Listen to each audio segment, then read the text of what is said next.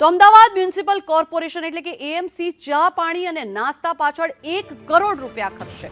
સરકારી કાર્યક્રમ દરમિયાન ફૂડ પેકેટ ચા અને નાસ્તા પાછળ 1 કરોડનો ખર્ચ કરશે। હેલ્થ અને સોલિડ વેસ્ટ કમિટીએ મહત્વનો નિર્ણય કર્યો છે।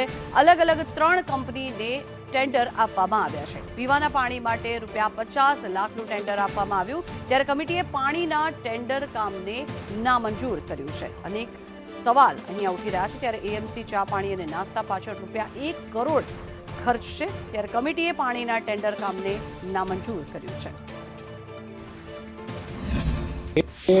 જે તે વખતે કમિટીમાંથી કામ અમારી પાસે આવ્યું છે, એ વખતે જે ભૂતકાળમાં જે કામ સંખ્યાત્મક હોય, કારણ કે દરેક કાર્યક્રમમાં સંખ્યાત્મક તમે નિશ્ચિત આપણે નથી કરી શકતા।